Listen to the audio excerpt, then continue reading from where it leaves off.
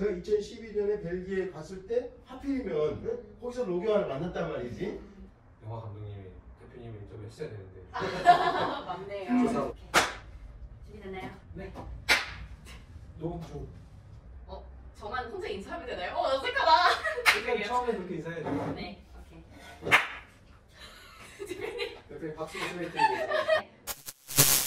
하나, 둘, 셋. 안녕하세요. 네, 안녕하세요. 난민들의 피난처입니다. 저희는 한국에 있는 난민 지원 단체인데요. 저희가 오늘 모인 이유는 바로 요즘 아주 핫한 영화 로기완을 이제 이야기하려고 모였습니다.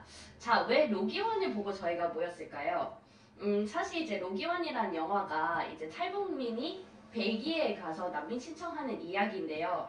저는 개인적으로 보면서 저분이 겪는 그 현실이랑 그 어려움들이나 이 난민에 관해서 그 겪는 부분들이 굉장히 한국에 있는 난민들이랑 비슷하다고 생각했어요.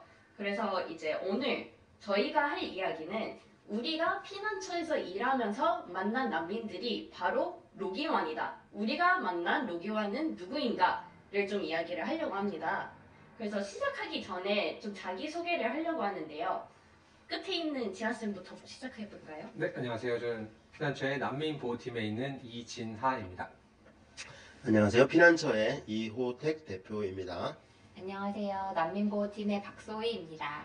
안녕하세요. 저는 보호팀의 이영천이라고 합니다. 네, 그래서 저희가 일단 영화를 안 보신 분들도 있을 수도 있으니까 영화 소개를 짧게 진아쌤께서 해주시면 감사하겠습니다. 네, 사실 뭐 이현천 선생님께서 간략하게 말씀해 주셨는데요. 로기안이라는 탈북자 청년이 중국에서 자기가 수배된 상황에서 벨기에로 미립국을 하는 상황부터 시작을 하게 됩니다. 그래서 난민 신청을 하게 되고, 그러나 난민 신청한 과정이 어렵기 때문에 그 와중에 막 갖은 고생을 하다가 어떤 여인을 만나게 되고, 그 인연으로 인해서 또 벌어지는 또 일련의 사건들이 이어지고 있고요. 뭐 영화적인 내용은 어떤지 모르겠지만 어쨌든 벨기에에서의 난민 신청 과정들이 꽤나 디테일하게 묘사되고 있기 때문에 그런 부분들이 사실 저희에게는 많은 관심을 가지게 되었고 또 오늘 이 자리를 가지게 된 것 같습니다. 아주 깔끔한 정리 감사합니다. 네. 일단 대표님께서도 되게 특별한 이제 로기완을 만난 적이 있다고 들었었는데 대표님께서 혹시 좀 소개해 주실 수 있을까요? 예, 영화의 무대가 이제 벨기에잖아요. 근데 2011년 정도 되는 것 같은데 사실 제가 2012년에 벨기에에 갔어요. 그리고 그때 벨기에에서 영화의 배경과 굉장히 거의 유사한 그런 북한 탈북자를 만났습니다. 제가 2012년에 벨기에에 간 이유는 그때 한국에도 많은 난민 신청자가 있어서 유럽에서는 어떻게 난민들을 받아들이는가, 난민 제도가 어떤가라고 하는 것 좀도 좀 보고, 그 다음에 또 더 중요한 것은 한국에 왔던 탈북자들이 한국에 정착하지 않고 또 다시 2007년부터 영국, 네덜란드, 벨기에, 캐나다, 미국 이런 데로 또 다시 나가는 거예요. 그래서 그 나라에서 다시 또 난민 신청을 하는 거죠. 그래서 제 생각에는 한국에 왔던 난민 탈북자들이 왜 또 다시 다른 나라에 가서 난민 신청하나, 그런 게 조금 이해가 안 됐어요. 그래서 그 나라에 왜 탈북자들이 다시 가서 난민 신청을 하나, 그런 이유도 좀 알아보고, 제 생각에는 가능하면 한국에 와서 이미 난민 보호를 받았으니까 또 다시 다른 나라에 가서 난민 신청하면 안 될 텐데 싶어서 이렇게 한번 조사를 하러 갔습니다. 또 영화의 배경에도 나오는 영국과 벨기에, 네덜란드 이런 데 다 갔었는데 하필이면 벨기에에서 한 북한 탈북자 난민 신청자를 만났는데 그분은 한국에 거쳐 간 탈북자가 아니었어요. 벨기에 직접 온 탈북자였어요. 영화랑 거의 비슷하게. 그런데 오히려 그분은 난민 인정을 받지 못하고 헤매고 있더라고요. 그래서 제가 그 벨기에 레퓨지 카운슬 난민 지원 단체 협의회 거기에서 이 탈북자를 인터뷰하는 그 면담 자리에 같이 참여를 하고 그의 인터뷰 내용을 쭉 들어보고 저도 이렇게 질문을 해보고 하니까 여러 가지 면에서 이분의 말투, 그 다음에 이분이 한국에 왔다 갔더라면 당연히 알았을 한국에 관한 이야기, 한국 이야기를 전혀 모르더라고요. 말투는 이제 제가 이제 탈북자 지원 활동을 하고 있기 때문에 북한 말투라는 것을 여러 가지 면에서 알 수 있었고, 제가 언어 면에서, 그 다음에 북한 정보의 면에서, 그 다음에 남한과 관련된 면에서 여러 가지 면에서 종합적으로 판단한 결과 이분은 북한에서 온 탈북자가 맞다. 다시 말하면 벨기에 정부에서 가장 우려하고 걱정하는 것은 영화에도 나오지만 조선족인데 북한에서 온 탈북자처럼 위장하는 게 아니냐라고 하는 그런 내용이었거든요. 제가 이분을 관찰하고 면담하고 하니까 조선족이 아니다. 또 중국을 거쳐온 또 한국을 거쳐온 탈북자가 아니다. 응? 또 북한 출신이 왔다라고 하는 면에서 전문가 그 의견서, 감정서를 써주고 왔어요. 그래서 굉장히 그 영화의 장면과 유사한 그런 체험을 했던 것들이 신기했고요. 결국 제가 그분을 만나면서 느꼈던 거는, 야, 오히려 진짜로 바퀴를 피해 온 그 진짜 난민은 자기가 난민이라고 하는 사실을 증명하는 게 그렇게 어렵구나, 라고 하는 것을 제가 깊이 느꼈습니다. 그래서 아쉽네요. 감독님이, 영화 감독님이 대표님을 인터뷰했어야 되는데. 맞네요. 조사도. 이 영화 내용이 결국은 그 얘기인 즉슨 얼마나 고증이 잘 돼 있고 그 당시 상황에 대해서 또 난민 신청이 그냥 그냥 아무렇게나 난민 신청했다라는 사례로 보여준 게 아니라 실질적으로 있음직한 일을 소설로 되었고 그게 영화로 각색이 되었다라고 볼 수 있을 것 같아요. 맞아요. 그래서 전 개인적으로 그 영화를 보고 이제 난민 신청을 하는 로기환을 보면서 실제로 내가 매일매일 만나는 난민들이랑 정말 비슷하다라고 느꼈던 게 이제 그 영화 중에서는 로기환이 탈북자라는 것을 그리고 본인의 어머니의 시신이 팔려서 돈을 받았다는 것을 증명할 수 없어가지고 사실 인정이 안 되잖아요. 근데 실제로 저희를 찾아오시는 난민분들도 전쟁이나 어떤 학살이든 무슨 어떤 사건에 의해서 본국을 떠나게 되는데 막상 한국에 와서 난민 신청을 하면 본인은 난민으로서 당연히 이제 인정이 될 거라고 생각을 하는데 막상 보면 근데 이 사건에 대한 증거 누가 왜 어떤 이유로 너를 박해를 했을까 이거를 증명해봐 라고 할 때 사실 본인이 본국이 두려워서 떠나오는 사람한테 서류든 어떤 것들 사실 바리바리 챙겨서 오기가 정말 어렵잖아요. 네, 그런 면에 있어서 로기환을 보고 되게 맞아 그러게 우리가 만난 난민들도 그러는데 이게 너무 안타깝더라고요.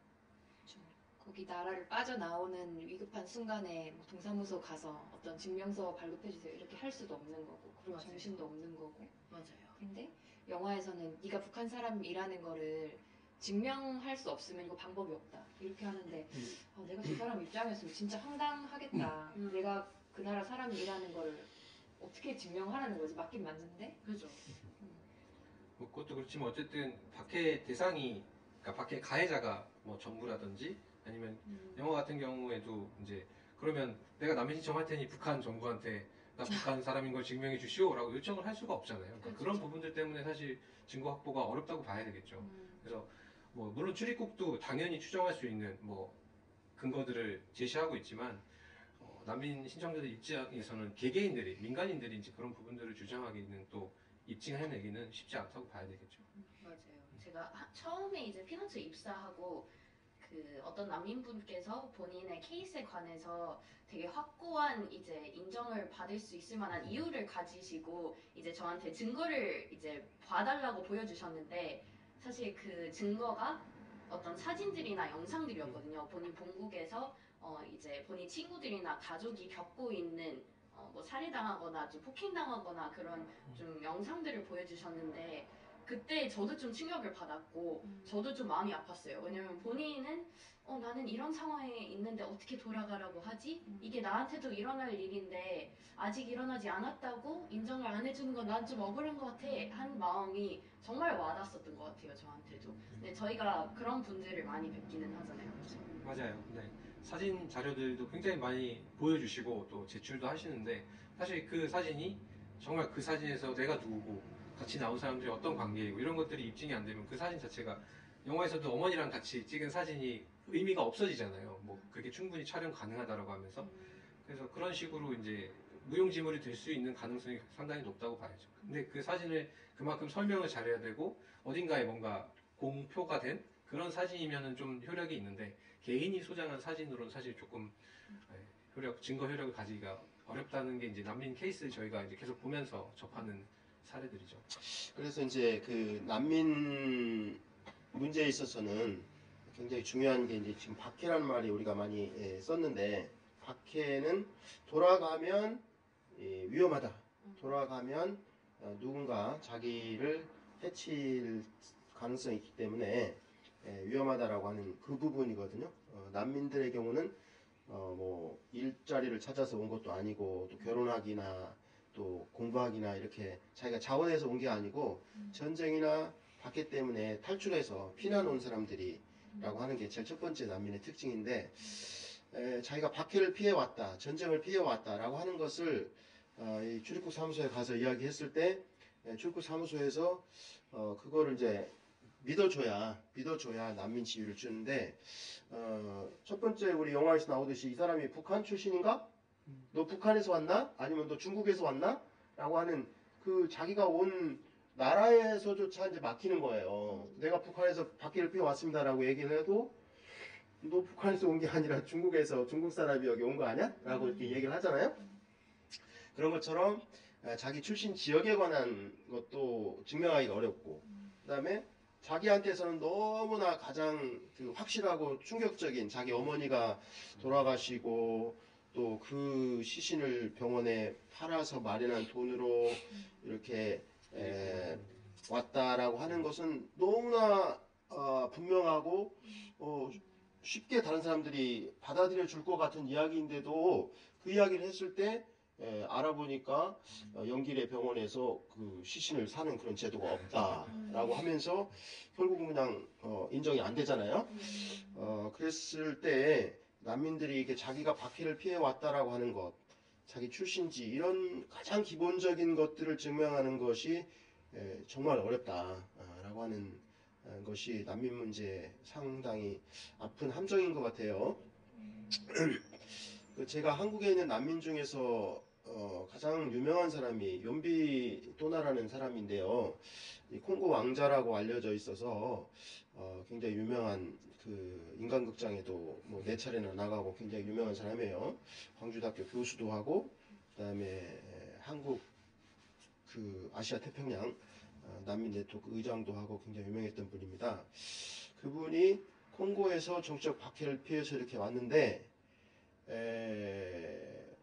이분에 관한 기사가 신문에 났어요. 콩고 신문에. 그래서 콩고 신문을 가지고 이렇게 제출을 했습니다. 그랬더니 안타깝게도 한국 정부에서 콩고 신문은 위조가 가능하다. 신문을 가져가서. 네, 콩고 신문은 위조가 가능하다. 라는 이유로 인정을 안 해줬어요. 그러면은 어떻게 더 이상 어떻게 증명할 수 있을까? 신문도 안 되면 위조가 가능하다라고 만약에 의심하면. 그래서 우리가 한번 의심의 함정에 빠지면 참 그 정도까지도 우리가 의심할 수 있어요. 그래서 우리도 그렇고 영화에서도 그렇고. 그래서 제가 처음에 말씀드린 대로 오히려 뭐 위조하는 사람들, 거짓말하는 사람들 이런 사람들은 오히려 뭐 그 막 법망을 피해서 잘 다닙니다. 미리국도 하고 뭐 비자도 돈으로 사기도 하고 뭐 이러면서 잘 다녀. 근데 진짜로 난민들, 가난한 사람들 이런 사람들은 자기 출신조차도 자기가 기본적으로 박해를 받아서 왔다라고 하는 그 사실도 증명하기 너무 어려워요. 그 점이 제가 느낀 하나의 점이고, 또 하나는 결국은 이제 이런 증명을 하는데 성공을 하잖아요. 그런 식으로 난민들이 비록 이렇게 어려운 과정, 자기의 출신을 증명하기 어려운 그런 숱한 그 질곡과 어려움의 과정을 결국 거쳐가기는 하지만 끝내 이런 좋은 선한 도움의 손길들을 한 사람 두 사람 차근차근 만나게 되는 과정도 굉장히 인상 깊었고요.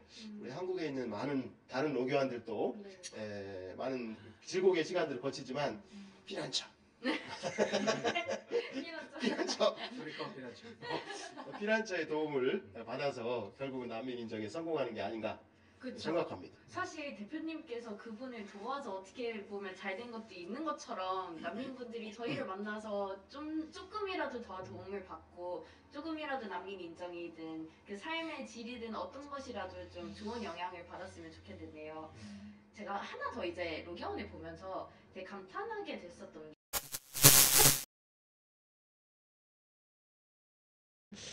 진실로 레알 그 사람이 이렇게 눈이 동그래지면서 깜짝 놀라면서 그게 왜 부담스럽죠? 그러는 거야 나한테. 그 난민의 삶은 솔직히 망한 거거든요. 내가 그 사람의 옆에 있어주는 거지. 살아남아야겠군요. 살아남아야 돼. 네, 저희가 건강해야 돼요. 네, 옆에 있어주는 거지. 여러분이기도 하고요. 사실 오늘 영상에서 저희가 하려고 하는 얘기가 저희 주변에도 로기원이 정말 많다. 우리 주변에도 다 있다. 이거는 외국에만 있는 현실이 아니라 한국에도 로기원 같은 사람들이 많다라는 얘기를 하고 싶은데 막상 저희가